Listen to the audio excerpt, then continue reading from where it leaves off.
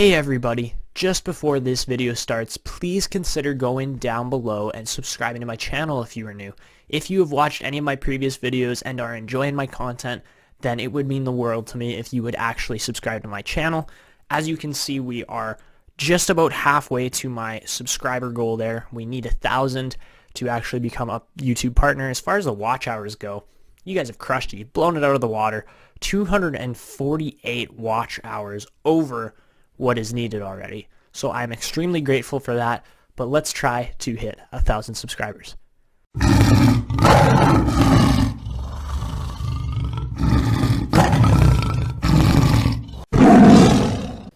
Hey guys, how's it going? It's Etanyos here. Welcome to episode 13 of this Hamilton Tigers franchise mode.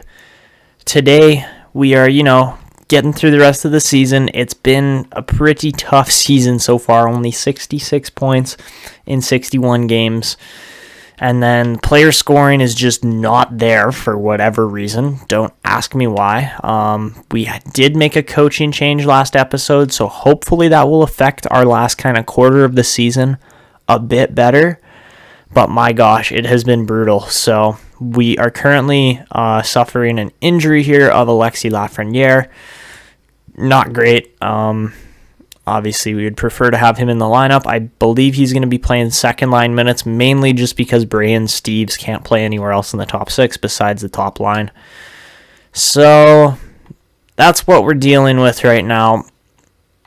And, I mean, Savan and Slaney together should be able to produce some magic here. I'm hoping so, but who knows how it's going to go, to be honest. For whatever reason, Luke Leopold just does not fit at all on either of those lines, really. So that's kind of tough. But once we get Lafreniere back, hopefully he will be enough to bump this line back up to a +1 chemistry. And then we will throw Walton back down on the fourth line there, I guess. I mean, he technically fits the third line a little bit better. Same with Actually, Nylander is a good fourth liner for sure. But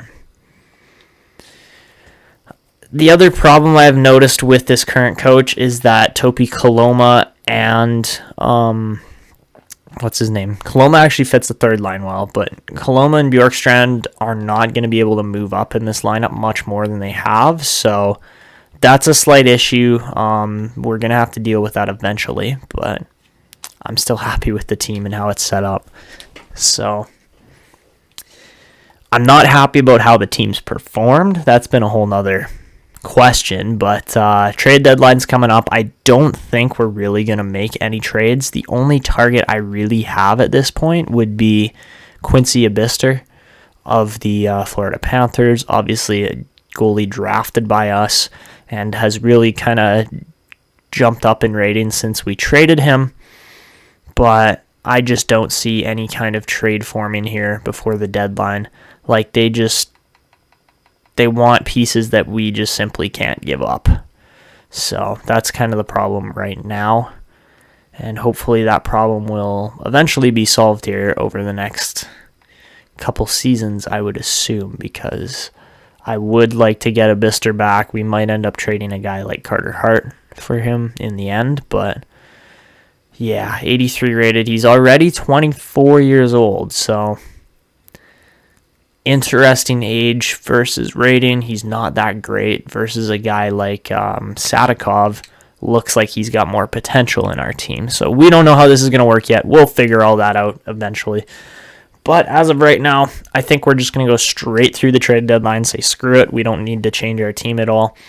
And we are going to just barely make the playoffs by the looks of it. So let's see, how many games do we have left here? And do we have any more Battles of Ontario? No, we do not. Okay. So I think what we're going to do is we're going to sim half of the 21 games remaining here. And if we are dropping out of a playoff spot, then we will go in and kind of slow sim and hopefully get something done here, because this team is not looking great with their previous record here, only 3-5-2 in the last 10. We need something to change here. Obviously, we changed the coach. That should be big enough, but let's see what kind of difference that makes. So we're going to go 10 games here. So we're going to go up to Colorado here. Dear God, boys, let's please get something going here. We have been absolutely brutal as of late. And Lafreniere is back, so that is good news. Absolutely. Let's switch Walton and Cousins. Cousins is going to go out. Lafreniere is going to go in. +1. Beautiful. And trade for Bengoa. I don't want to trade him. What do we even have to offer right now? We're not really trying to trade anything. Like, we got 4 franchise players. They're all over 92. So how are we not performing? That is my biggest question, is how are we not, like, top of the division kind of thing right now? It's just, it blows me away, the sim engine on this game, how brutal it can be at times. I'm very happy. Look at these 3 we have got a top 4 that is absolutely massive. They're going to be so good because Dainton, yeah, he's not going to fit as well, but Gilson can play with whoever. Lambos also can play in any of the top 4 spots because he fits it perfectly.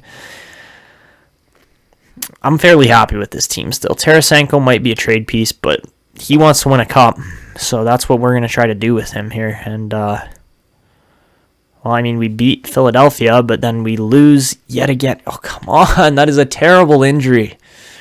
We lose again there to the Canadiens, and that's not good enough, boys.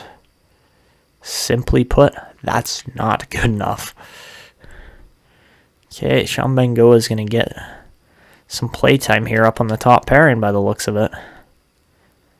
And 5-0 win against the Oilers. That's big. So not bad. 5-3 win against the Tampa Bay Lightning. Let's just auto-assign all of these. And my gosh, like, there we go. That's a win streak. That's 3 in a row. That is something we don't see very often. And, well, maybe we can keep it going. Who knows? But Bjorkstrand hits an 86 there. I don't know if you guys really saw that. But Carson Lambos, we are going to get back into the team. We need him in here because he is a big piece on that defensive end, and we lose 5-3. So that's...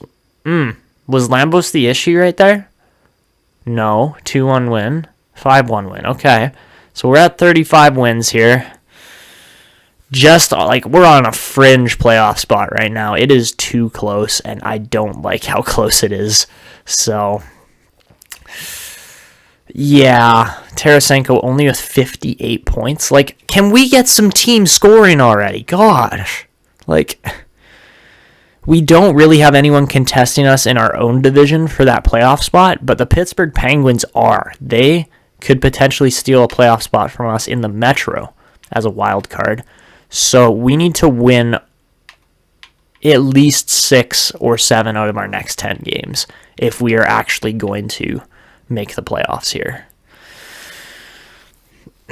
So I think we're kind of just going to advance it. Or we'll do 5 or 6. Yeah, we'll do 6 games, and then we'll advance it slow from then on. So 2, 4, 6. So we're going to go up to this St. Louis game. Come on, boys. We need something here. Yeah. As far as the draft class goes, pretty normal. Nothing outstanding or crazy, but yeah, I don't see us really pursuing any of those guys in the top 10. As far as other elites go, you never know. Every once in a while, there's actually like a serious steal that you can pull off, but it doesn't normally happen. So, more losses. Oh boy. Okay, that was not good. We did get a win against Florida. We get a win against Boston, but not Chicago. And we do win against the Kings, but we are currently not guaranteed a playoff spot yet. Oh boy. Yeah, as you can see there's a bunch of teams that are still at 85 points. The Penguins and we're in a good spot. We beat Florida, so that was big because that's a 2-point difference right there. But that's just one game. Like, that's one game to lose that we probably can't afford at this point.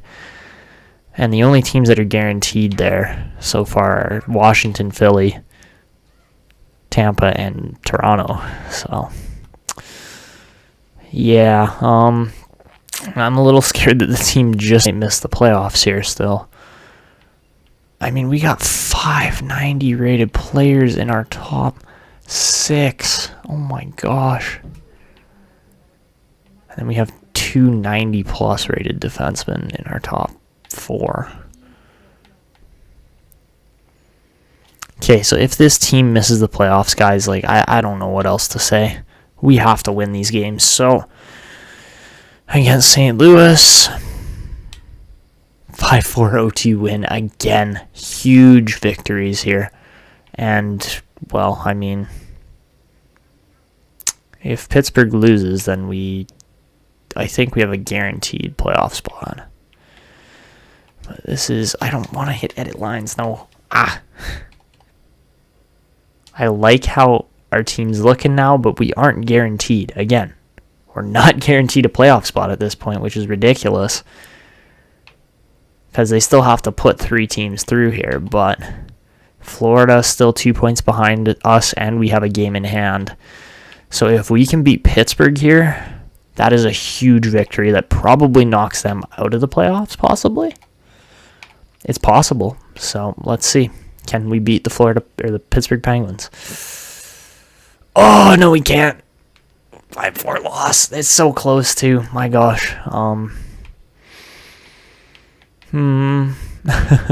So we have, 3 games left? And it's really coming right down to the wire here.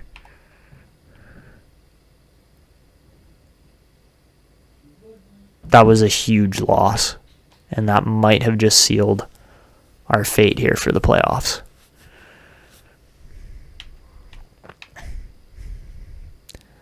So as you can see there are currently 5 teams through from the Metro. Jeez.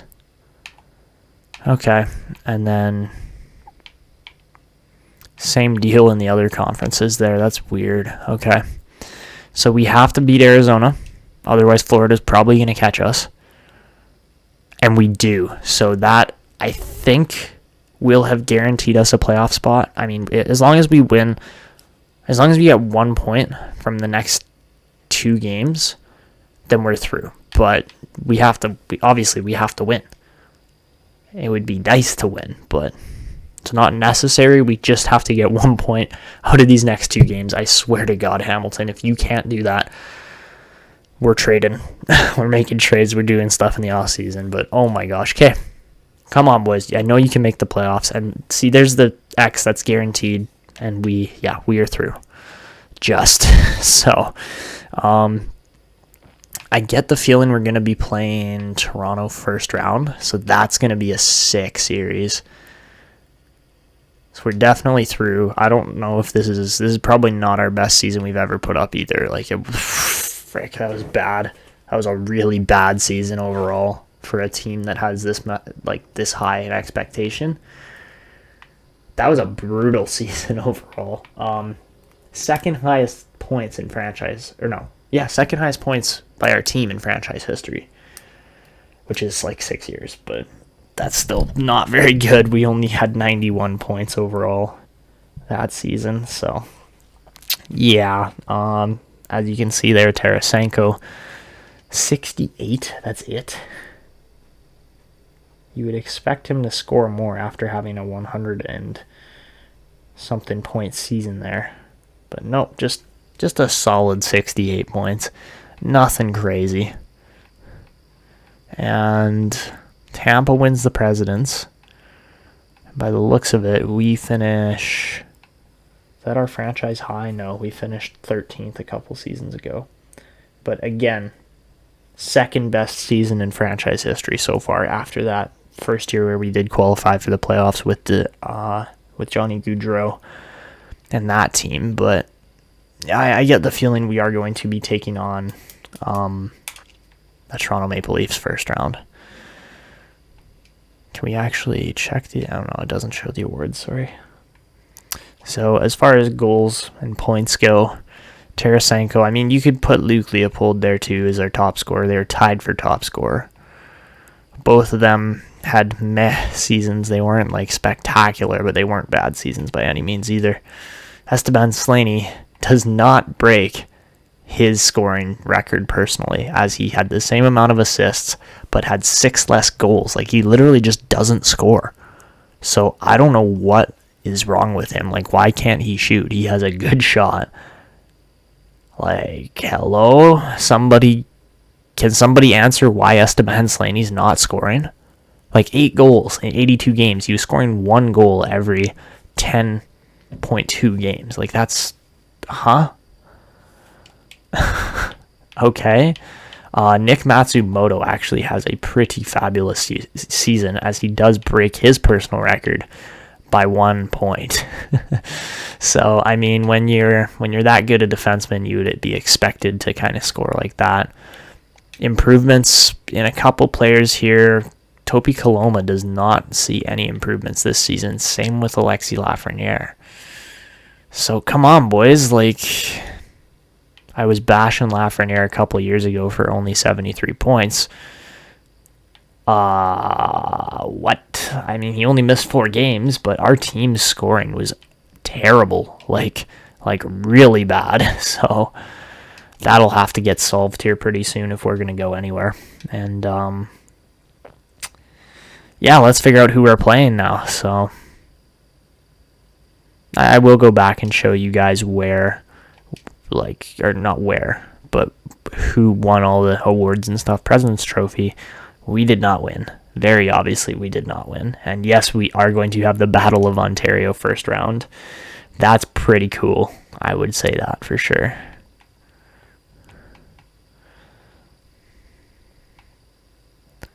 So if we look at the entire league, Nathan McKinnon, buddy, 97 rated. Rantanen's 93. Those two just crushed the league. But how many guys do we have over 100 points in scoring? Let's see. 1, 2, 3, 4, 5, 6, 7, 8 guys score over 100 points. And Tavares and Goudreau and Nick Robertson.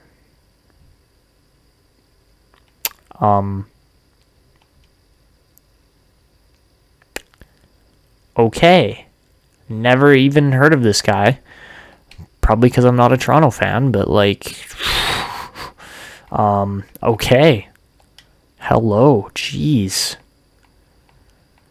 Draisaitl scored 97 for Edmonton there as a franchise player. Anybody else? Yamamoto, jeez. He's looking pretty nice. Quinn Hughes scored 88 points. This man is insane. Yeah, jeez. He's almost averaging a point a game as a defenseman. That's crazy. That is like certifiably absurd. Forsbacka Karlsson scored 47 goals and 86 points. McKinnon leads the league with 57 goals. He's going to win the Rocket. That's like crazy stat lines there. Oh, and I didn't show you guys any of the rookie skaters or the defensemen yet. So let's go. I mean, Quinn Hughes, I'm pretty sure he won or he's going to win the Norris anyways. But besides the forwards here, let's look at the rookies first. Oh, this guy went second overall to Florida. Okay. Mika Kavusari. Okay, not bad. 50 points. That's pretty good rookie season, to be honest. Low elite. Holy. Alan Stortini. That's a nice player there for Tampa Bay. Chase Stillman, 21st overall pick. Obviously not like a 5th rounder, but still pretty good. Braxton Ramsey was a 3rd overall pick. He scored 29, but he was minus 21 on the year. As far as goalies go, Vasilevsky gets the most wins there with 44. Carter Hart was nowhere in sight. Is this like the, what do you call it? Is this like the Tigers effect here, where we just don't, like, It doesn't matter who we bring in as players. They just like lose all of their ability the second that we actually trade for them. Like, is that what happens? That it seems like that's what happens. And defenseman, yeah, Quinn Hughes walks away with it really there. But yeah, a lot of guys were scoring well off of the blue line. My gosh, Cale Makar had 74 points. He's pretty good too. Tony DeAngelo's still 89 rated. Don't ask me how, but he is. And then we had no scoring from our defense, really, when compared to other teams. Timothy Lilligren is probably going to be a problem as well for us in this upcoming series. So let's go and check out this Toronto lineup to kind of just end off this episode. Obviously, the Leafs went 52-27-3. Yeah, a little bit scary there as far as the stat line goes, but whatever. I guess you could argue Toronto's the better team right now, but I don't know, man. We got some depth. We got some good players here still. And obviously, we traded Gaudreau over to Toronto for Mikhail Savan, and he has been lighting it up there for the last 2 seasons. He had a 50-50 season last year. Dang, man. Gaudreau's almost averaging a point a game through his career, too. Austin Matthews, how good has he been? Not as good, but still, he's over a point a game, especially after that 113-point season a couple of years ago. Jeez. He's a 6'3" sniper. Man, him and Marner together are crazy good. Somehow Nicholas Robertson is only 23 and crushing it for the Leafs. And Tavares as well at 34 is still getting so much done for that team. Lilligren and Riley are obviously their top pairing. That's the group you want together. Muzzin's 36. And then Freddie Anderson. Freddie Anderson's only 82 rated. So what does that show you guys? That you don't really need a good goalie to go far as a team. As long as the team in front of the goalie plays well, like, there's not many issues. But that's kind of the issues we are facing right now as a team, is that our team is not playing so well in front. And, well, that would explain why we just barely got into the playoffs. Besides that, I do want to look at our AHL team as well here, just to kind of end off this episode, see how things are looking. Gainey gets up to an 81 overall. Jeez. He's looking nice as a 4th rounder. Yeah, he's going to be good. Radek Prokop, how many points did he have? It doesn't say. 62 points. That's pretty good numbers there. Not as good as 70 from Gainey or 64 from Samsonov, but still very good numbers throughout this team. I'm extremely happy with how they've actually started to look here. As far as the defense goes, Demers got back up to an 80 rating, scoring how many points? 55. Holy. Jason Demers, I'm surprised he hasn't retired yet, to be honest. Callie Gilson, 30 points in the AHL. Nice. That's what you like to see from a defensive defenseman. 28 assists. He's going to be good over the next couple of seasons. Lars Dahl, 42 points. He's just been straight improvement throughout the last couple seasons. And Plekhanov, 41 points. Yeah, he's a nice piece for this team as well. And we can definitely, man, you know what? If we look at our defense right now, we have 3 guys on here who are potentially not sticking around for much longer. That being Dahlin, Dermott, and Parayko's gone for sure after this season, I'm pretty sure. Yeah, this is his 3rd and final year in Hamilton. As far as Travis Dermott goes, this is his 2nd? Yeah, this is his 2nd full season as a Tiger. And then, who's the other guy here? Dahlin. This has been his 2nd season as well, because, we go halfway through the one season there, actually. He only played 19 games there. But, Yeah, I don't know exactly where we're going to be trading these guys, but we have the options to bring these other guys up. Like, Gilson's coming up for sure. I want to say Lars Dahl might be there by the end of this season, too. He was a 7th overall pick, to be fair. But he's still going to be really good, and I'm excited to see what he can turn into. And besides that, we just have a lot of other kind of meh defensemen who aren't, like, hugely successful or that good, but they're working away. As you can see, Jan Bednar got to play while Sadikov did not. Okay, that was an error for sure. As Sadikov should be in this lineup playing, but he wasn't. How many wins did he have? 26 in 38 games. That's pretty solid. Jan Bednar had 24 and 42. Okay. So I'm not really worried about our goalie situation either in the AHL. NHL, yeah, bit different, I would say, but yeah, I don't know how to judge this entirely. Oh yeah, we also have Sean Bengoa too, so we will be just fine as far as defense goes. As far as offense, yeah, it's a little more shaky, but we did change the coach, so Justin Gainey might just fit a little better next season. And we have the ability to bring guys like Prokop and Samsonov up next season too. So that is exciting for sure for this team. As a lot of these guys are, well, we'll see how they turn out. They're good AHL players. I will give them that. Who else did we not draft in here? We drafted just about all of these guys. I think Zucker is the only one we didn't really draft. I can't believe we got Plekhanov that late, 52nd overall, and he's that good.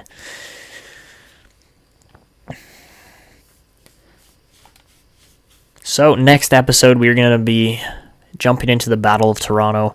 As you can see here, the Markham Lions actually crushed it in the AHL. They were really good. 70 points for Gainey. That's got to put them up somewhere in the league. And Jakobsen as well. Both our centers were clicking. Jeez. Okay. Let's see where that put them out of the entire league. Nowhere near. Jordan Kyrou. Holy buddy. 94 points in the AHL. 70's not bad, but like some of these other guys put up absurd numbers. Holy. That Ilya Kovalchuk, yes it is. On Manitoba, so he was playing for Winnipeg there. But yeah, you can see these guys are kind of right in the middle of the pack there. Nothing out of this world, but pretty good still. And as you can see, Markham finished with 109 points, which was 5th in the league. Not bad for an AHL team. We actually tied for most wins on the season with the Texas Stars. Interesting. So, we have 2 sets of playoffs to follow for next episode. We've got Markham versus Utica.